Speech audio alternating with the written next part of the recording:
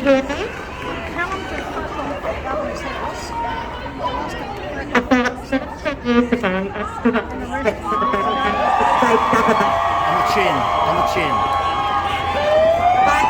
And it's going to be On the chin. right like that. Check one, check. Here, try this one. Better. Straight into it. Can you hear me now? Yes. Okay, quickly. 17 years ago, I stood on the steps here in a battle against the state government, and I'm very, very proud to say that my group and I won. I will tell you why we won. Because we did our homework. We stuck to the facts and we told the truth. So get the fire in your belly, folks. That's why Kelly J is here. She has fire in her belly. Clearly because she's left her family and friends behind to travel the world. So, wow, how privileged we are to have you here, Kelly J. Thank you. So, the truth. What matters is the truth. Let's start with the definition. The truth is which is true or in accordance with fact or reality. I am an adult human female. Without the truth, we have the truths of 8 billion people. If we choose that route, then we will be on a train wreck to anarchy. Sometimes the truth hurts, and sometimes it hurts a lot. That's why a lot of us are actually in a pickle in our own lives. But hey, we have to face the truth. We can allow the truth to hurt our feelings, and of course that is a choice. But it doesn't change the fact that truth is truth. Right. About 15 years ago, I became aware of self-harm, cutting and the like. Friends of my daughter. So my daughter and I had chats. Well, in fact, it was mainly me talking. But I told her the truth about self-harm. That self-harm does not release the pain. Cutting yourself with a blade causes more pain and leaves lasting, everlasting scars. The truth is that when boys and girls are planning their Year 12 balls, they have to plan how are they going to cover up the red, angry scars. They're not worrying about the fun they're going to have, and that's if they actually end up going. Now, the truth is that there is now a contagion. The definition is the spreading of harmful ideas or practices. That is afoot. It started with our kids getting caught up with the self-harm cult, and that clearly has not worked. Because now they're looking for something else. They are literally clutching at straws. They are begging for our help. And they are seeking that help online. They are being lured into this bullshit transgender ideology at an alarming exponential rate. Puberty for both boys and girls is one of the most uncomfortable, embarrassing and stressful period of a young person's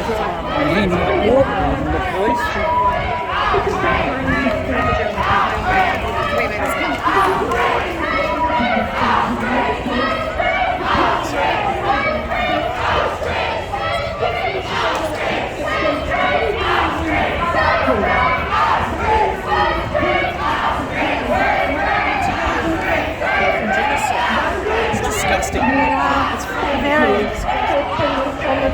telling them the truth. What we need, puberty, we need to tell them that puberty is just a stage of your life. You will get through this. Millions of young people all over the world are currently going through puberty. Billions before you have been through it, and God willing, billions after you will. You are not alone. This is not unique to you. You are absolutely normal. So, take one step at a time. Keep going. It won't always be like this. It'll get easier. You will become accustomed to the changes in your body. This is true transition. Over here, these people who do not want to let us speak. And can you notice how everyone here is so calm? And P.S. by the way, we're in the shade. So, puberty to adulthood or puberty to mutilation. I don't think we want the second choice. We are deceiving our children if we tell them otherwise. So quickly, transition. That is the process of change from one state to another. It's impossible to transition from male to female or vice versa, because every single molecule in your body is encoded to either XX or XY. So, truth, educate yourself on this contagion so you have the facts to fight it. Have a look at the incredibly devastating stories of young people, dare I say, transitioning. Go and look it up and find it, and get your tissues out and weep for those people. Yes. And let me tell you, it's not just the young. There are people who have transitioned in adulthood because they have been so mentally unwell and no one has spoken the truth to them.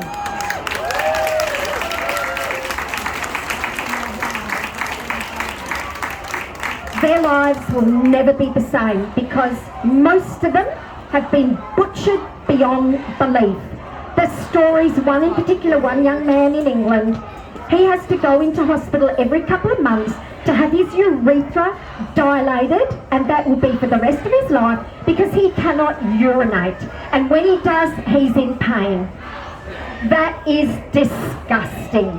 Words fail me. Actually, they don't.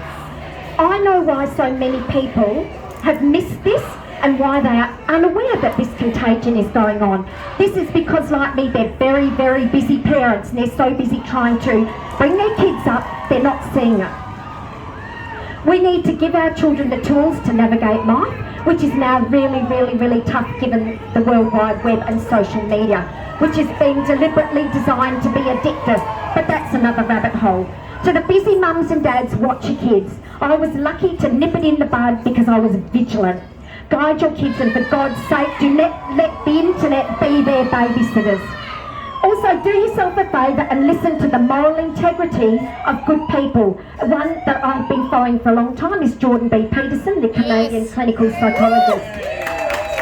A man of truth and integrity.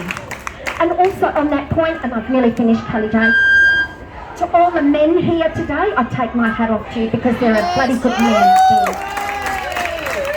So, truth. Sticks and stones. We all know this one. Sticks and stones may break my bones, but words can never harm us. They can't shame us. They can't trigger us because it's our choice of how we interpret those words. I am and you are responsible for how you think, how you feel, what you say, and what you do. So if you bring your children up with that mantra, you're on the right track. And the last thing I want to say is, it's not so much the nutcases, it's not so much the bad people. The problem is that the good people standing by doing nothing.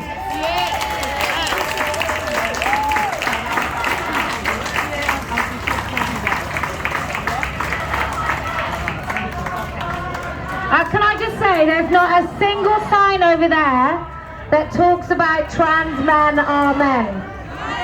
Funny that. It's almost like they know they're women, so they can easily be ignored. Hello.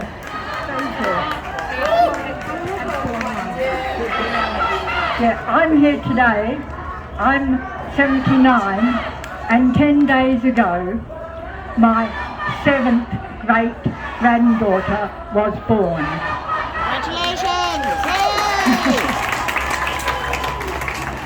One of my great-granddaughters, who is 11, has just been accepted in the Rockingham Flames basketball team.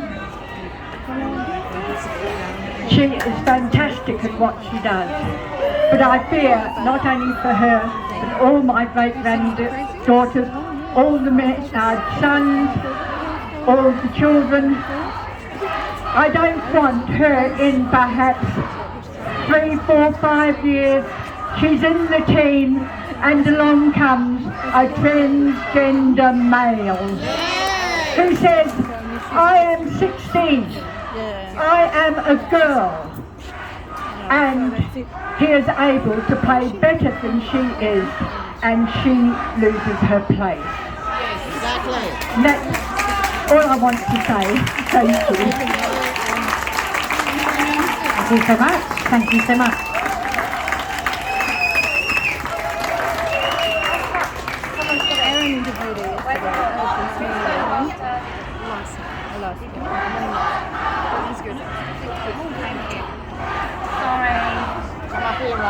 We did have a trans activist that stole this once in Manchester, but today it's just Manchester.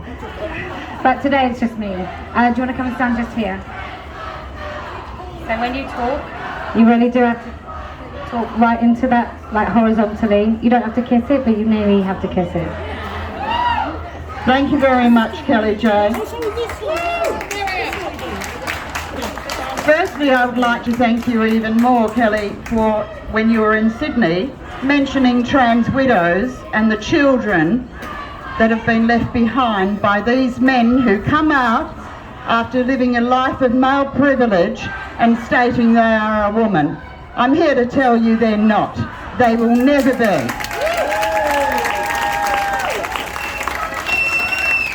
What makes me so angry is our politicians and the judicial system. They don't care about the people who have been left behind. They simply care about the man's feelings. It's time they realised just because you put on a dress doesn't mean you suddenly become helpless and need all the health care you can get on the government. They're not here for the women. The women try to get help and we are shunned aside and called bigots if we don't accept that these men are women. Many of you will know me as ex-wife of Liar.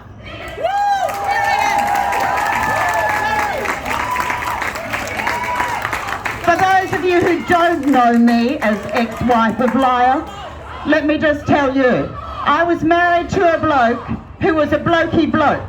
He was so macho. He had the 4-wheel drive. We had to go camping. I hate camping, but I loved him. I would go camping with him. He had a library filled with comics, superhero ones of course. He had a library filled with war history books, and so many of his heroes were from war times. Of course, he also had the obligatory sci-fi books as well. He was a man in every aspect of the word. He is a liar. He's always been a liar. He proves it every time he tweets something or goes on Facebook. An example being, you know, he said once to a friend of his, "Oh, thanks so much for helping me change my surname on my Facebook. You know, I'm really clever when it comes to computers. I write programs, but I couldn't do that, so thank you." Then he went on to say he'd created his female persona in the year we were married. And wonders why I didn't want to stay. They lie non-stop. He said things to me when I left such as, "We had a great marriage." I beg your pardon, he said good marriage. "It was worth fighting for." No, it wasn't. It wasn't worth fighting for if I had to change my sexuality. Yes.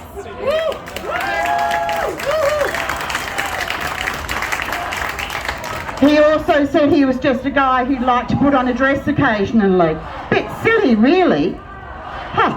He said he could give it up easily when it was something that he hadn't really done very often.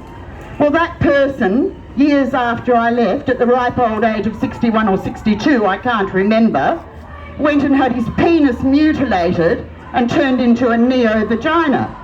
He then went on to have the perkiest breasts I've ever seen. And I will admit, I'm a tad jealous because mine looked that good when I was 18.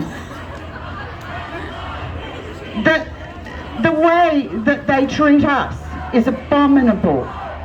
To Amy Sargent and your ilk, you carry on that people who are old aren't allowed to speak. This has affected and does affect us. He was over 60 when he decided to do what he did. So grow up, Amy. Yes! Before I leave, I have something very important that I would like anybody in my situation, or who finds himself in this situation later on, takes note of. Trans women have more rights than anybody else. The courts take pity on them because they're from a vulnerable group. They're not vulnerable, they know exactly what they're doing. They don't care who they hurt, so long as they are the ones who are looked after. It's not just their families they hurt, it's the extended families, it's their friends of many, many years. You know, this one even wrote on Twitter, "I'm so proud of myself for managing to fool so many people for so long." As though it's a game. In court, he was allowed to be known as the female persona. And this was a long time ago, Kelly, so it's happening already. He had not at that time proved that he had changed his name. So it was just accepted. And when I told my lawyer how this upset me so much, and that there was a good reason why he was doing this, which of course was that the female persona had no assets. My female lawyer, to my absolute horror, said something basically like, "Oh, get over it." Well, at the end of the day, the court orders came out in the female persona and my name. They were useless pieces of paper that deserved to go in the bin. So it cost me more time, embarrassment and money to have the court orders changed to read the female persona previously known as the dead name. Don't let them do this to you. Thank you everybody for coming.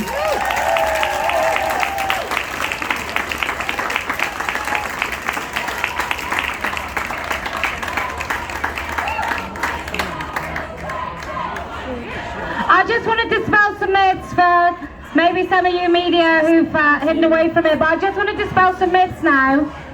I just want us to understand what trans rights mean. It means a 56-year-old man in a dress in a changing room with your daughter. It means a man who gets sexually aroused by himself as a woman in a hospital ward with your mother.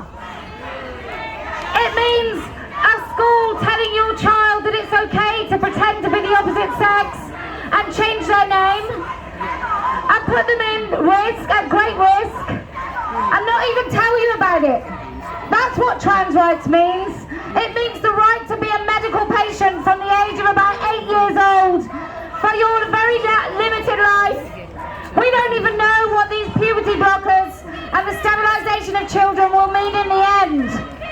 Will they live till they're 60? Will their hearts be able to take it? What you're not told about trans medicines is that many of the girls, by the time they're 25, have heart issues. They're having heart attacks because bizarrely our bodies are not made for testosterone in the sort of quantities that they take. Over there they're talking about trans, straight, gay. The attack on gay rights by transgenderism, by pulling in gay teenagers and lesbian teenagers, is the ultimate in conversion therapy.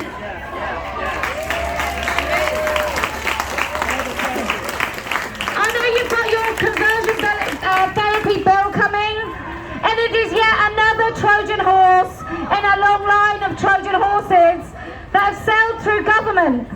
I want to ask serving members in this house behind me, What are you doing?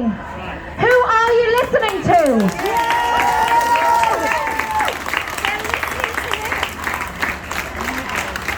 They don't even pay much tax. It comes to something when grown-ups, I mean not me, I don't pay tax here, I don't even know if I should. But you guys pay tax here, you're probably in quite nice jobs, you probably buy things and pay other bits of tax here, there and everywhere. They do homemade hair dyes, we pay hairdressers. I don't understand why you would go around as a politician in a country where guns, I understand, have been taken from you and perpetually shoot yourself in the foot. Because it does seem that's what they're all doing. These people, they will grow out of this, we hope. And they'll grow out of this when they have to pay a mortgage, when they have to get a job, when global corporations have decided that this is no longer fashionable, that there's something else that they can promote and flag wave and paint the pavements and force our governments to wear. There are people wearing pride. I'm just saying, there are people wearing pride lanyards in that building. It's about time all of that stopped. I don't care. And can I just say thank you to the police. Australian police have been globally the best I've ever encountered.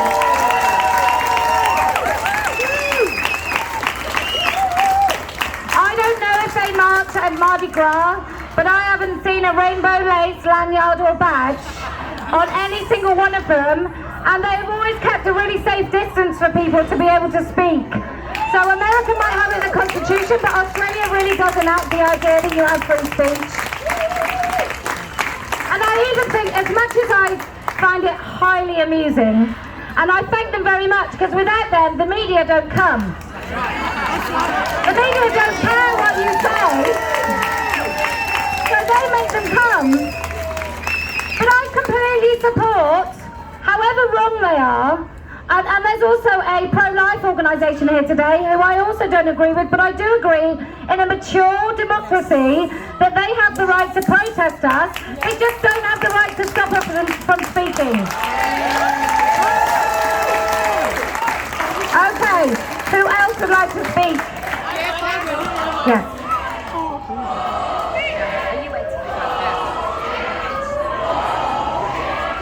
Thank you. Hi everybody. I can't believe, can everyone hear me? Yes! I can't believe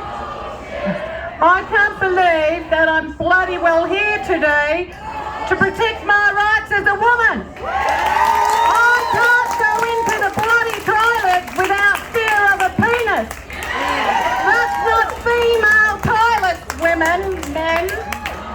That is protecting the deep dark web of pedophiles and rapists. Let's call it what it is. How dare this government tell me I have to be naked with a penis? Male anatomy. That's how it's explained in female anatomy change rooms. There's a reason we're in our change rooms, and there's many. Some of us have been raped. Some of us have experienced incest. What about our lesbian sisters?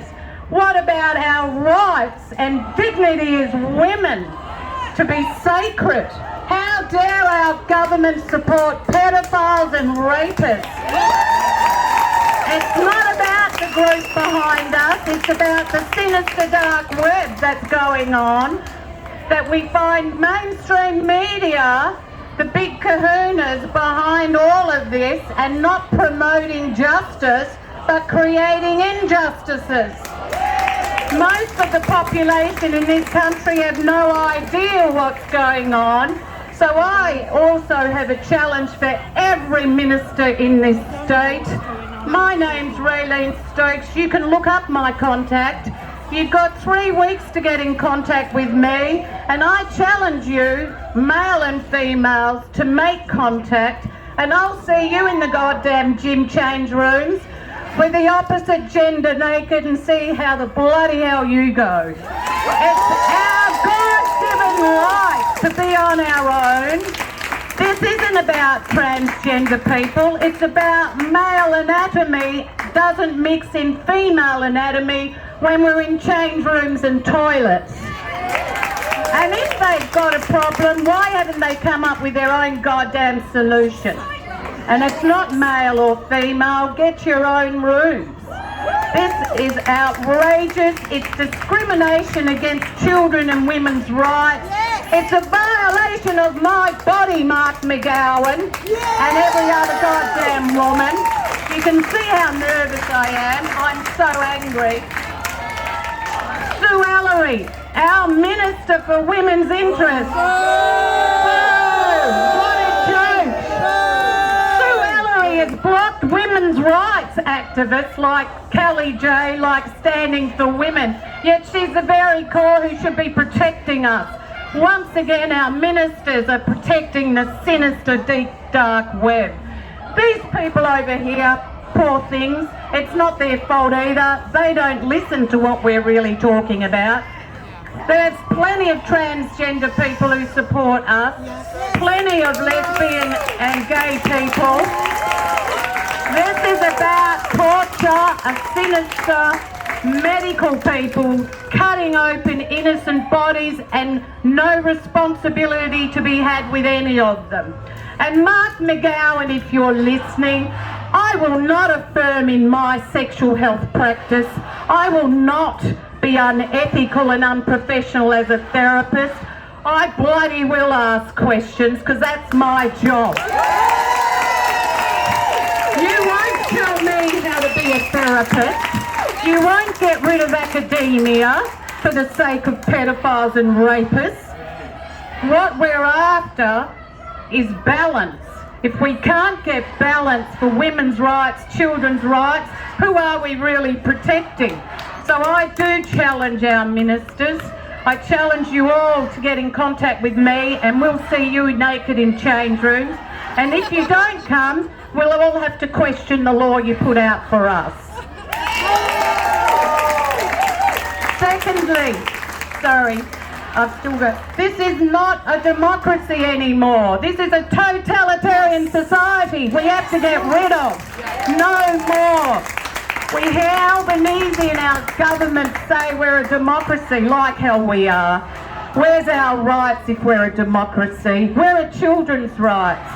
I'm a sexologist and a counsellor, and I can tell you over decades of my job that I've loved, today my job stands on hold. I could be sacked, I could be fined $200,000 or jailed. That's what Mark McGowan's putting in place like Victoria, against people doing their job. This is not against not seeing people trans. This is helping young people identify their sexual orientation, which can take years before they decide. This is not corrupting them, it's allowing them to explore who they are. It is not control. So Mark McGowan, you should show your face and tell me, who's been raped as a child, raped as an adult, that I should have a penis in the change rooms when I'm getting changed. How dare you insult domestic violence? How dare you insult our bodies and violate us over again? Because that's what you're doing. And may God please allow me to have my practice tomorrow.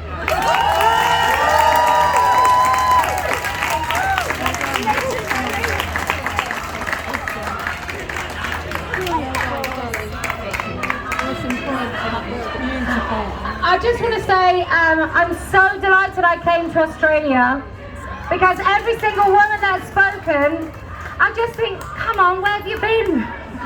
It's like, now that you started, you can't stop. And I know some of you started before. I don't think that I came here with a brand new idea about women's rights. I really don't. But I hope that this has given you something, that you take this forward now, because you're really articulate, well informed. Like, it's just, it's only through fear that you have been silent. It certainly isn't because you don't know what you're doing. So now you just have to lift the lid off that, and you cannot stop, because all we have to do is tell people what's going on, and after they've got over the jaw drop, and the expletives of what in holy hell is this, they will stand with you. And I think you have such a beautiful country, and you have such a lovely kind of accepting, tolerant disposition, that your government have taken advantage of you to actually bring in some really totalitarian, authoritarian shit. And so you just have to know, no more apathy. Whoever says the right message is the people that you need to vote for. And then if your party has betrayed you, like my party has in the UK, the Labour Party betrayed women. It took us for granted. And now women are not going to vote for them. And that's what you have to do. And then maybe by the next round, they'll have woken up and they'll actually make women a central issue. Okay, next.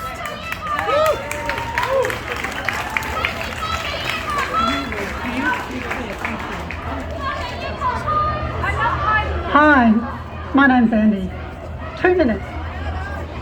The reason women are speaking out is because our communities are not protecting the needs and rights of women and children.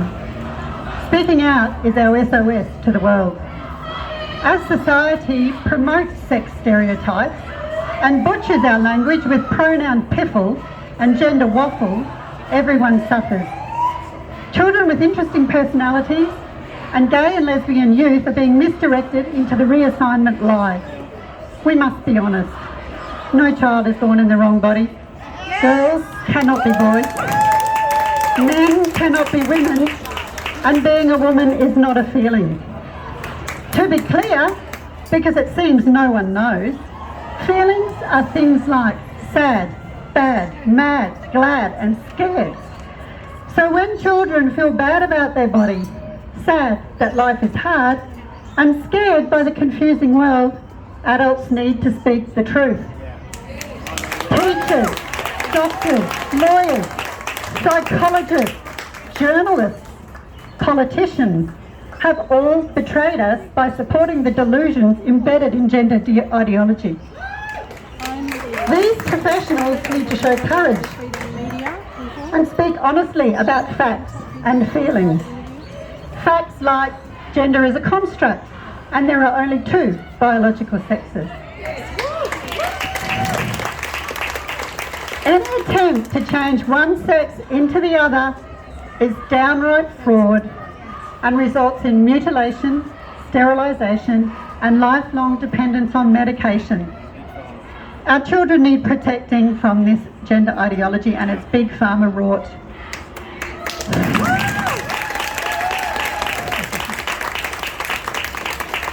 Women also need to be heard and supported, because when men say they feel like a woman and invade our sports and spaces, they are lying, because being a woman is not a feeling.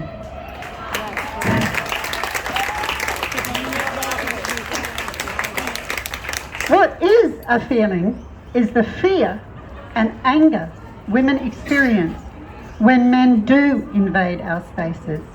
We must say no to men in women's spaces.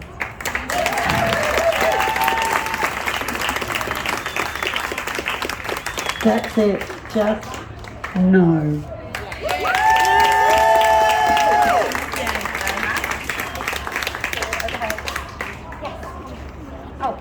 Sorry, I'm going to let this lady and then this. Okay. I'm so sorry. All excited then.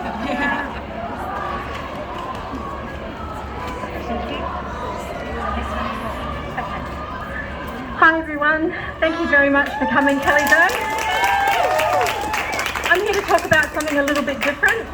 Sunday was International Detransitioner Day, and we need to talk about what's happening with the detransitioners in Australia. Detransitioners are people who have been, they're the fallout from the current push of radical gender ideology and queer theory in our society.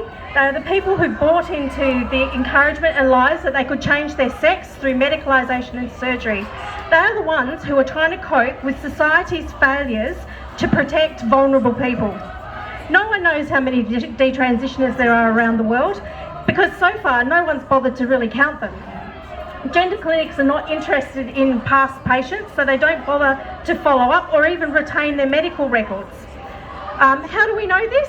because detransitioners are starting to come forward and speak up. Detransitioners around the world are starting to head to social media and talk about the fact that the gender transitioning was not a magic wand.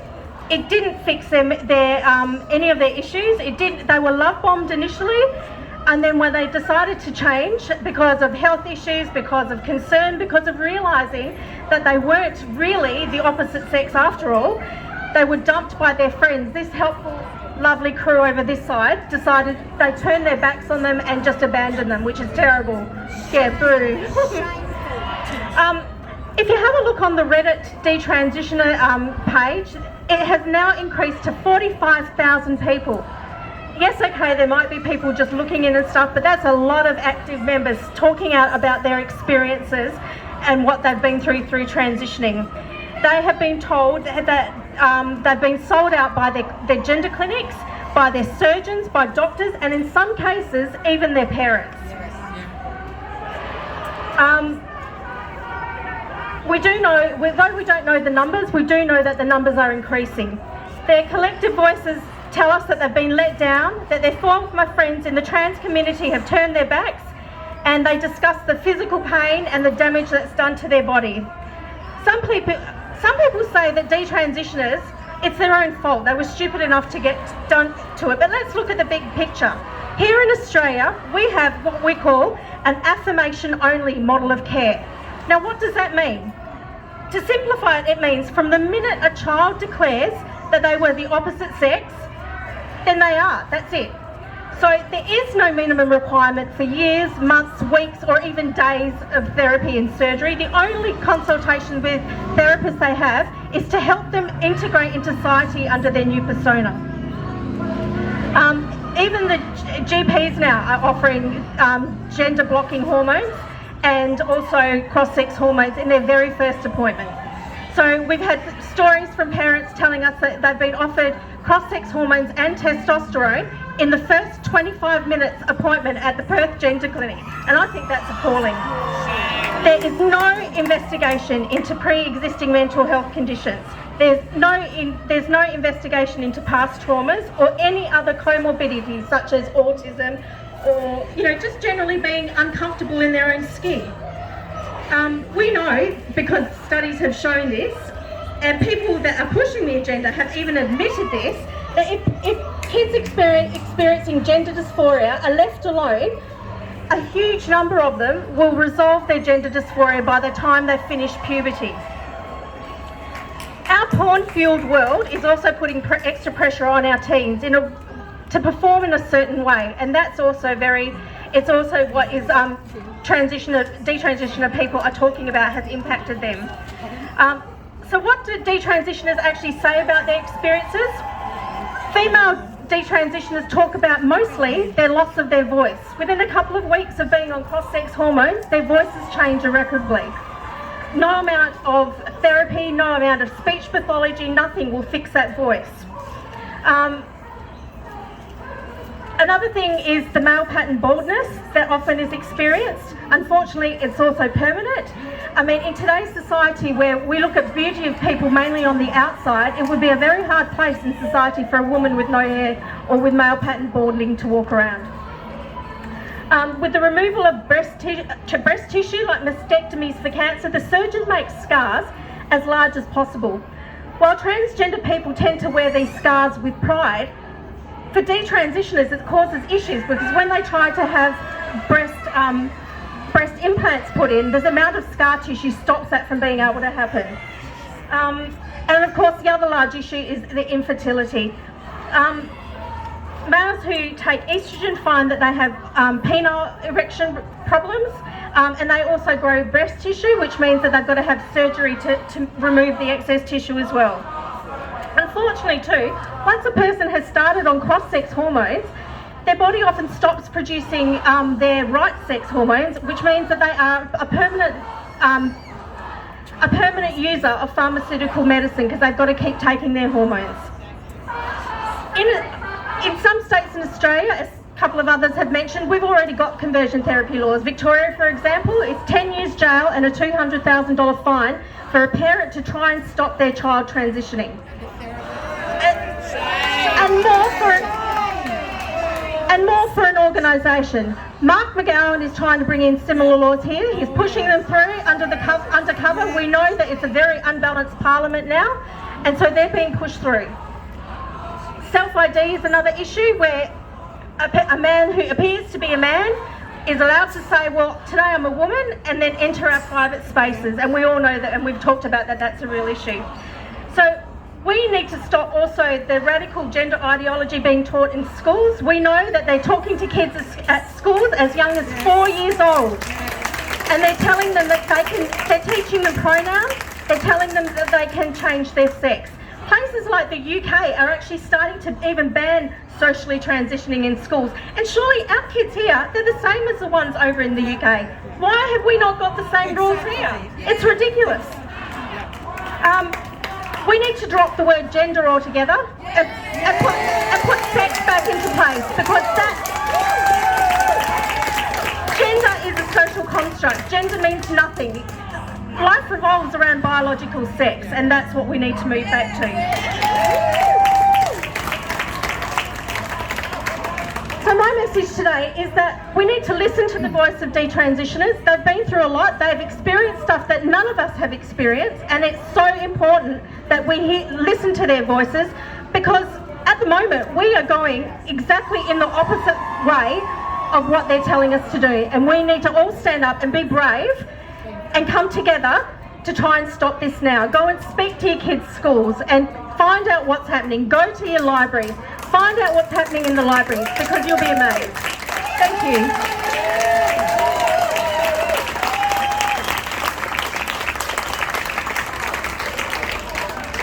Okay, I did say to this lady she was next. Oh, okay. Oh, I'm not wrong, honest. Can I just say, we don't line up. If you're lining up, I just pick hands up, so you don't need to line up. But you are next. I did say, so you are next. There you go, my love.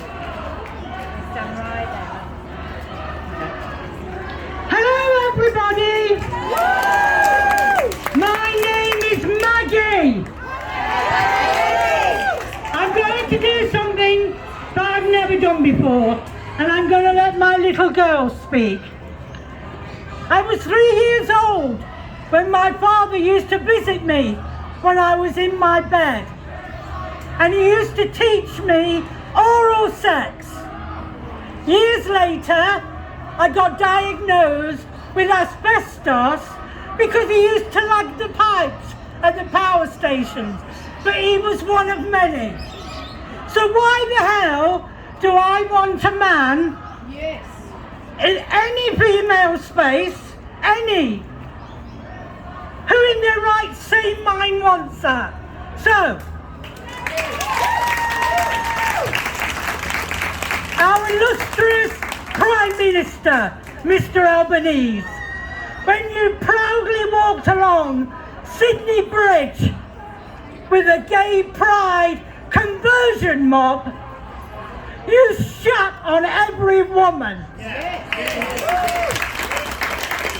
And Mr. Mark McGowan, our illustrious Premier, I see you.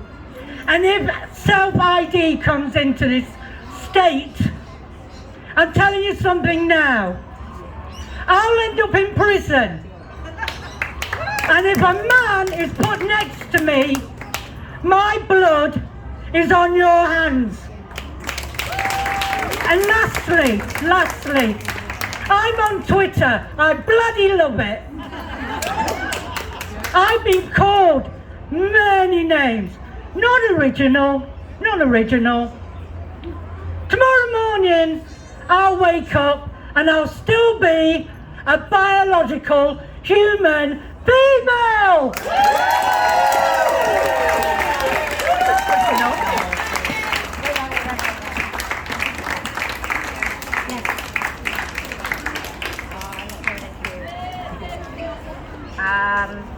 Can I just get an idea who wants to speak? Yes, I would like to. Okay.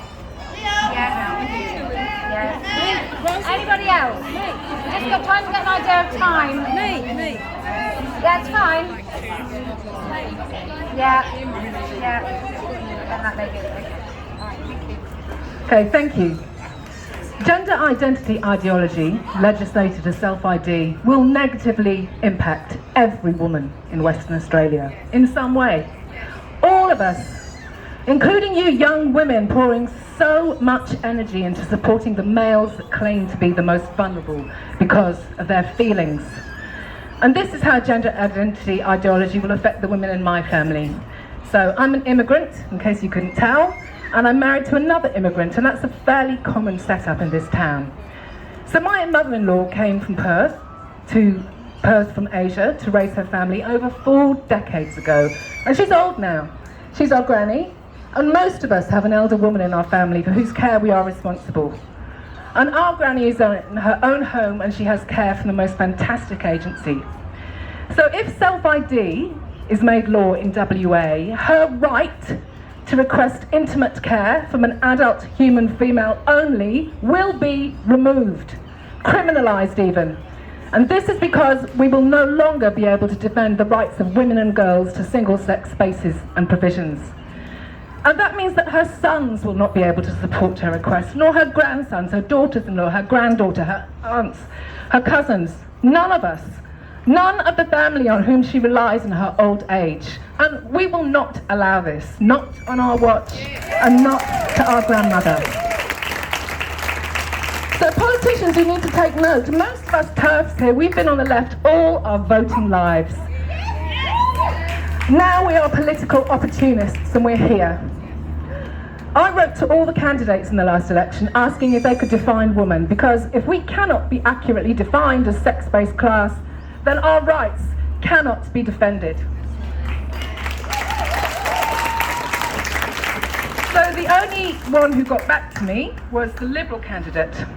And I was quite disappointed because I wanted the Labour candidate in my area to respond, because he could have spoken to Grandma in my house in at least 3 of her 6 languages. He could have told her precisely why the Labour Party is intending to remove her right to request same-sex intimate care in her own home. No response, nothing. Shame on you, Australian Labour Party. So that's my story. And now I'd like to ask the young women, particularly the women from immigrant families who are supporting gender identity ideology, who are advocating for trans rights above and beyond women's rights. The young women who are choosing to support that boy at school who feels uncomfortable on his way to the Rainbow Room, a space set up so he can express his authentic self on the pathway to gender identity affirmation. I ask, why have you put the demands of this ideology above the rights to dignity, privacy and safety for your grandmother and every single female in your family, your ancestors and your descendants? If you are so sure that this is the right ideology to get behind for the rest of your life, not just while you're young, when the responsibilities of caring for your family kick in, if you are sure that grandma's rights are yours to give away, then I want you to explain that to her face. Not through a fringe performance with an intersectional feminist choir, not while screaming at middle-aged women in public spaces, but the next time you're at dinner with your family and she asks you, how are your studies going? How are you? Because that woman gave up a lot to get your family here so you could have the best chance of success, a worry-free life. And if you can tell her that she must accept a man in a dress who has taken a job that gives him intimate access to old women and that no one in her family can stop him, then you must be on the right side of history, the right fight. But if you can't do that, if you can't look into your grandmother's eyes and tell her why you have given away her rights and the rights of every female in her family and every man in her family to defend her dignity, privacy and safety, then maybe this is not the right ideology for you.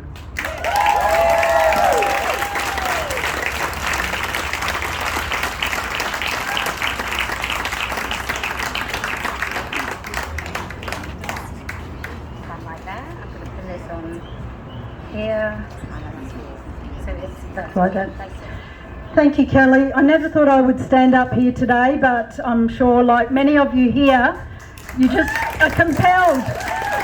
The main message I want to get out to my peers here is we must spread the right word to everyone that we are in touch with, that we are communicating with.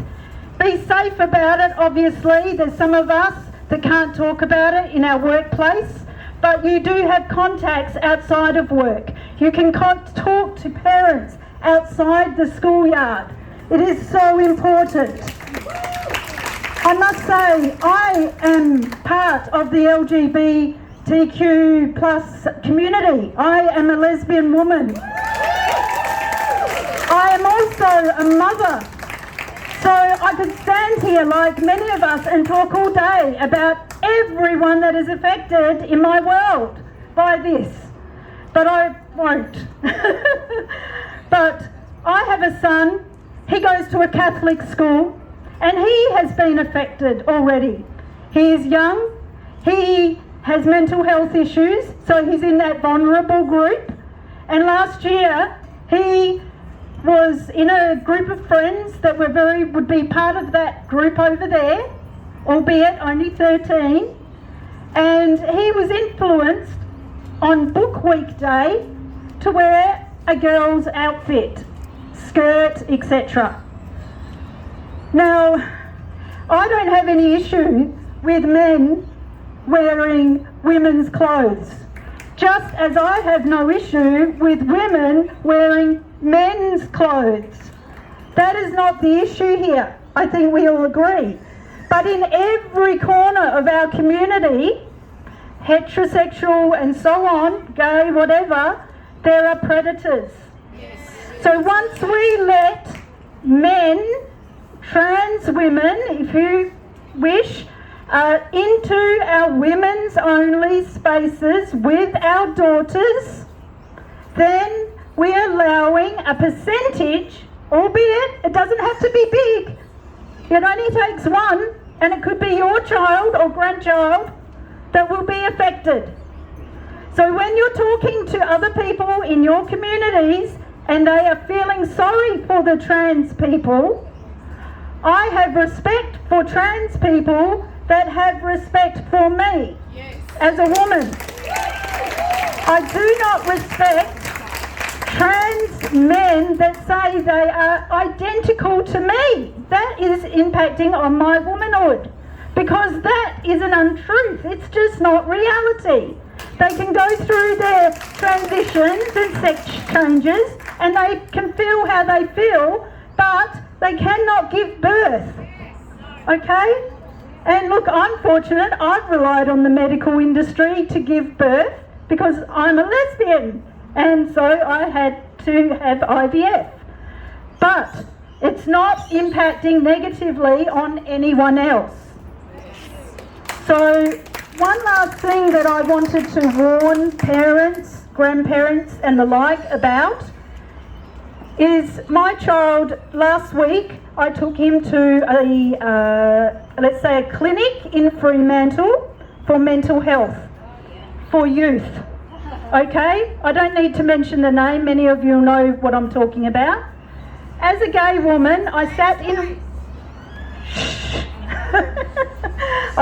in the reception and thought to myself, am I at LGBTQ headquarters? This should be a neutral space for children, for youth. I don't mind the odd poster, the odd pamphlet with LGBTQ. I don't mind that, but to be saturating the walls. And then when we go into the appointment, my son is asked, questions for admin, and he is asked, and he is clearly a boy, I just might like to add, in his school uniform, as I said, goes to a Catholic college, and he was asked what are his pronouns. And I said, no, we don't do that. And I shut them down straight away. A couple of days later, I made a call because we'd made a second appointment. I've cancelled the appointment. I've explained it to the practitioner, a therapist, and she understood where I was coming from, but she is bound to ask those questions. There are so many people in our medical industry, I'm sure our police, etc., even our parliamentarians, that are pressured to follow this. And we need to vote it out. And I said that was going to be my last point, and it is, but the end of that story is I've made an appointment with another mental health clinic for youth in the same area that I checked first. What is your reception like? What is your approach to this whole LGBT thing? Okay, as a gay woman, which is really weird. Well, there's no such word as normal to me, but still. And they assured me that it was not like the other place, so that makes me feel so much better, because my son doesn't need to be saturated with this. He's a young boy, he's still growing, developing, he can make his decisions later.